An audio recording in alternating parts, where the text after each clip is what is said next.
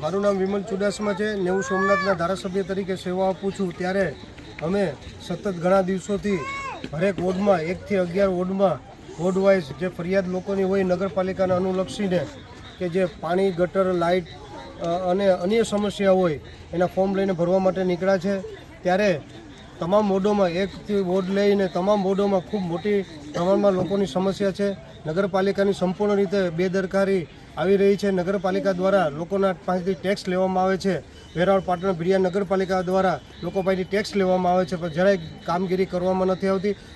લોકોના ટેક્સના રૂપિયા જે છે એ ખોટી જગ્યાએ વાપરવામાં આવે છે, ભ્રષ્ટાચાર કરવામાં આવે છે। ત્યારે આજ મેં રોજ જોયું ત્યારે લોકોએ મને કીધું કે તમે અહીંયા આવ્યા છો, રૂબરૂ ફોર્મ ભરો છો તો રૂબરૂ જોઉં। ત્યારે મને લોકો દ્વારા બતાડવામાં આવ્યું ત્યારે મોટે પાયે ગટરોના પાણી રોડ રસ્તા ઉપર છે। અહીંયા પાછળ તમે જોઈ શકો છો તો અહીંયા તો ઓછામાં 3 કે 4 વીઘા જે લોકો આજુબાજુ રહે છે વચ્ચોવચ્ચ ત્યાં ગટરનું પાણી ભરાયેલું છે અને રોડ રસ્તા ઉપર ગટરનું પાણી ભરાયેલું છે। ત્યારે ખૂબ રોગચાળો એ ફાટી નીકળ્યો છે અને લોકોની સમસ્યા પણ ખૂબ ખરાબ છે। ત્યારે આ વેરાવળ પાટણ ભીડિયા નગરપાલિકાની જિમ્મેદારી આવી છે કે તાત્કાલિક ધોરણે જે ગટરોની પાઇપલાઇનો તૂટી ગઈ છે એ જોઈન્ટ દેવામાં આવે। હારે પીવાની પાણીની લાઈન છે એની સાથે ગટરનું પાણી પણ આવે છે।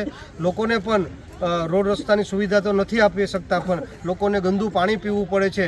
ત્યારે મેં પોતે એક ધારાસભ્ય તરીકે મુલાકાત લીધી છે અને તમામ લોકોને આ ફોર્મ ભરવાનું કીધું છે। ત્યારે કંઈક ગેસની લાઇનનું પણ કામ ચાલતું હતું, એના દ્વારા પણ ખૂબ નુકસાન કરવામાં આવ્યું છે। ત્યારે આ રોડ રસ્તા તો જોવા નથી મળતા, પણ ખૂબ ગટરોનું પાણી ચારેકોર ફેલાયેલું છે, 3 વીઘામાં ફેલાયેલું છે। પાણી સાથે પણ મળેલું છે। ત્યારે આજ લોકોને ગંદુ પાણી પીવું પડે છે। ત્યારે આ તમામ સમસ્યા લઈ અને હું નગરપાલિકામાં જવાનું છે। નગરપાલિકા દ્વારા વેરાવળ પાટણ ભીડિયા નગરપાલિકા દ્વારા નહીં કરવામાં આવે તો આ રિજનલ કમિશનર પાસે રજૂઆત કરવાની, જરૂર પડે તો કમિશનર પાસે રજૂઆત કરવાની છે। છતાં પણ આ પ્રશ્ન નું સોલ્યુશન આવે તો 16 તારીખનો રોજ વિધાનસભા શરૂ થવાની છે। ત્યારે વિધાનસભાના ફ્લોર ઉપર આ પોટલા લઈને જવાનું છે, જેને એ લોકોની સમસ્યાનું સમાધાન આવે એનું 100% પ્રયત્ન કરીશું।